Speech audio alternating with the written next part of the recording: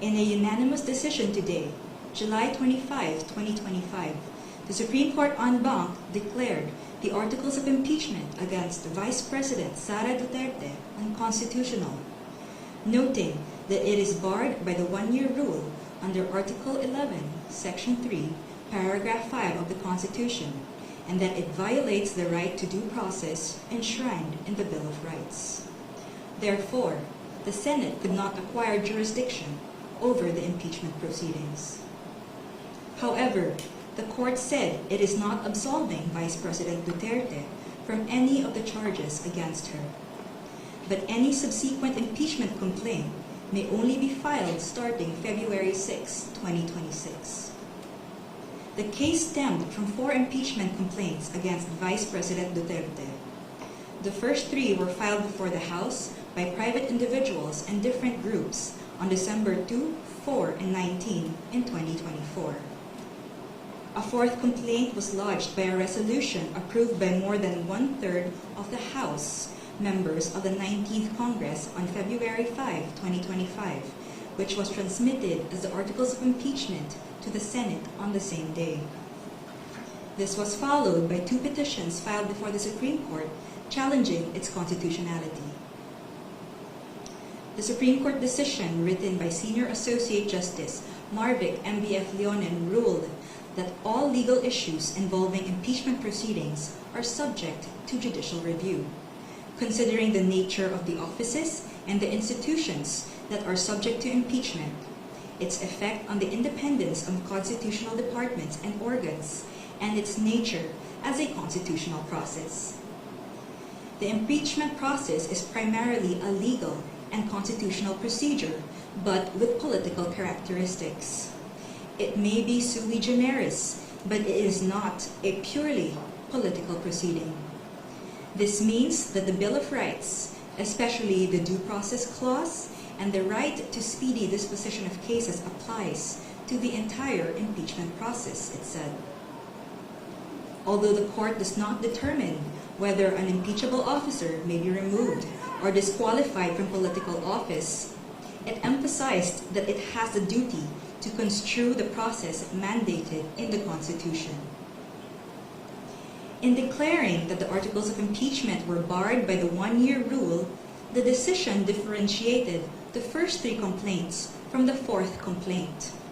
The first 3, it said, were filed under Article 11, Section 3, Paragraph 2 of the Constitution, which allows any citizen to file a verified complaint with an endorsement by any House member.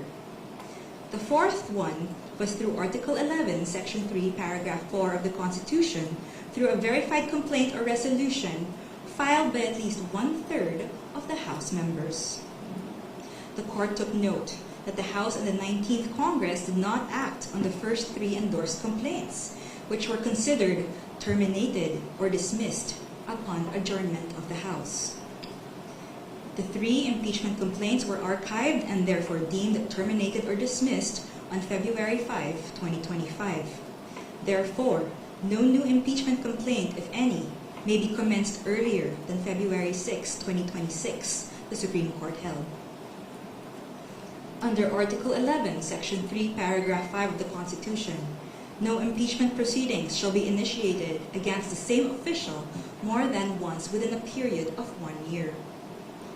According to the decision, the one-year bar is reckoned from the time an impeachment complaint is dismissed or is no longer viable.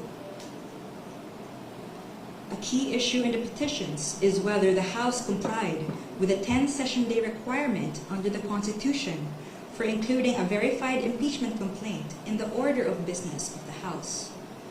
The court ruled that the House was able to comply with the requirement by putting the 3 endorsed impeachment complaints in the order of business of the House of Representatives, since a session day is not equivalent to a calendar day.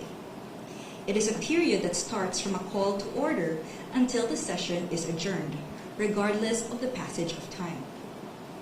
However, the court reminded the House that Article 11, Section 3, Paragraph 2 of the Constitution clearly requires that a verified impeachment complaint be immediately put in the order of business within 10 session days from its endorsement. The Constitution does not grant either the Secretary General or the Speaker of the House any discretion to determine when this period commences. Consequently, the House of Representatives is not granted any discretion except to refer these matters to the proper committee within 3 session days. However, the House may opt to consolidate all impeachment complaints properly commenced and endorsed within these periods. The Court also determined that due process applies to the impeachment process. It laid down the following due process requirements in impeachment proceedings. First, the articles of impeachment or resolution must include evidence when shared with the House members, especially those who are considering its endorsement. Second, the evidence should be sufficient to prove the charges in the articles of impeachment. Third, the articles of impeachment and the supporting evidence should be available to all members of the House of Representatives, not only to those who are being considered to endorse. Fourth, the respondent in the impeachment complaint should have been given a chance to be heard on the articles of impeachment and the supporting evidence to prove the charges prior to its transmittal to the Senate, despite the number of endorsements from House members. The House of Representatives must be given reasonable time to reach their independent decision of whether they will endorse an impeachment complaint. The Court, however, has the power to review whether this period is sufficient, but petitioner, who invokes the Court's power to review, should prove that officials failed to perform their duties properly. Sixth, the basis of any charge must be for impeachable acts or omissions committed in relation to their office and during the current term of the impeachable officer. For the President and Vice President, these acts must be sufficiently grave, amounting to the crimes described in Article 11, Section 2, or a betrayal of public trust given by the majority of the electorate. For the other impeachable officers, the act must be sufficiently grave that they undermine and outweigh the respect for their constitutional independence and autonomy. And seventh, to ensure that respondent in the impeachment complaint is heard under the requirements of due process in the procedure under Article 11, Section 3, Paragraph 4, the House of Representatives is required to A. Provide a copy of the articles of impeachment and its accompanying evidence to the respondent to give him or her an opportunity to respond within a reasonable period to be determined by the House rules. The Constitution only requires an opportunity to be heard. It is up to the respondent to waive this fundamental right and opt to present his or her evidence at the Senate trial. And B. Make the articles of impeachment with its accompanying evidence and the comment of the respondent available to all members of the House of Representatives.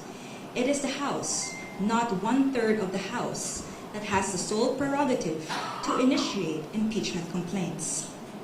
Thus, there must be some modicum of deliberations so that each member representing their constituents can be heard and thus convince others of their position. The transmittal will only take place upon the qualified vote of 1/3 of the House. We quote from the final note of the unanimous decision. It is not our duty to favor any political result. Ours is to ensure that politics are framed within the rule of just law. We cannot concede the sobriety of fairness inherent in due process of law to the passions of a political moment. Our fundamental law is clear. The end does not justify the means. We understand our history.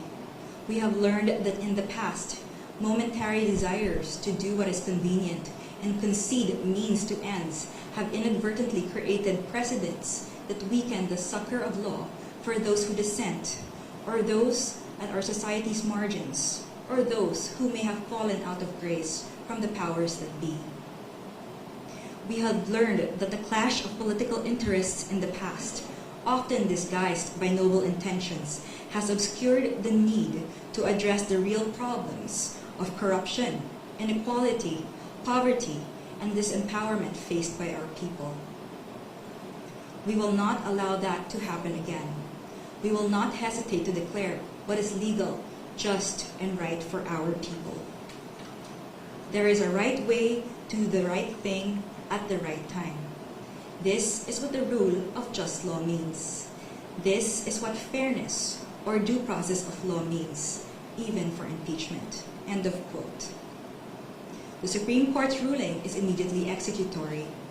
It shall be deemed served on the petitioners and released upon publication in the Supreme Court website and receipt of the parties of their digital copy in accordance with the guidelines on the transition to electronic filing in the Supreme Court. We urge everyone to read the full text of the decision and the concurring opinions. Thank you very much. Hi, Attorney. Muna na ako. Adrian Ayalin po, ABS-CBN. Hi, Adrian. So, sa madaling sabi, wala pong magaganap na impeachment trial ngayon. Hindi pwedeng mag-hold ng impeachment trial ang Senado. Well, the court said that the House complaint versus the VP is unconstitutional and null and void, and therefore the Senate did not acquire jurisdiction to convene as an impeachment court. Hanggang until February 6, 2026 na hindi pwede. The February 6, 2026, that's the due date. I mean, that's the date until when another complaint can be filed. Okay. Or initiated. And wala na pong pwedeng magawa ang House of Representatives, as you said, immediately executory. It's immediately executory, but they always have the option to file a motion for reconsideration.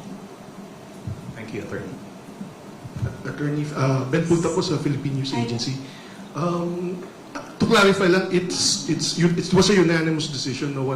There was no division among the justices about it. No, It is a unanimous decision, although there were 2 justices who did not vote. May we know the 2 justices who did not vote? Yes, so that's Justice Benjamin Kagiwa, he inhibited, and there's Justice Maria Philomena Singh, who was on leave.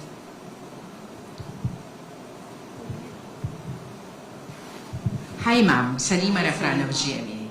Ma'am, para po mas maintindihan ng publiko, ano po yung naging dahilan ng Korte Suprema kung bakit nga po naging null and void ito nga pong articles of impeachment at hindi po dapat matuloy ito nga pong impeachment trial laban kay Vice President Sara Duterte? Well, number 1, it said that the articles of impeachment, which was the 4th complaint, violated the 1-year period ban, because there were 3 complaints that came ahead of it. And although Congress was able to include it in the order of business, it did not refer it to the proper committee within the 3 days because they had to adjourn. So the Supreme Court said that they archived it, and as a result, it was terminated, therefore deemed dismissed. So the 1-year ban will start or count from the time it was dismissed. So the 4th complaint could not have validly been transmitted to the Senate. Tapos ma'am, meron din pong sinabi yung Korte tungkol po dun sa hindi nito ina-absuelto. Yes. Tama. Pwede pong pakiulit yun and pakipaliwanag yung parte pong yan. So the court said it is not absolving Vice President Duterte from any of the charges against her. So that means, again, hindi siya absolved from any of the charges. But any complaint for impeachment against her can only be filed by Feb 6, 2026 onwards. Kumbaga, pwede pa rin humarap. Pwede pa rin. Hi, Attorney Mikhail Flores of Reuters. Hi. Attorney, just to clarify, so essentially the decision acts on a procedural flaw on the part of the House of Representatives in initiating the complaint, and it does not really act on the merits or the grounds that were cited in the articles of impeachment, because he also said that the decision does not absolve the Vice President of the charges that are lodged against her.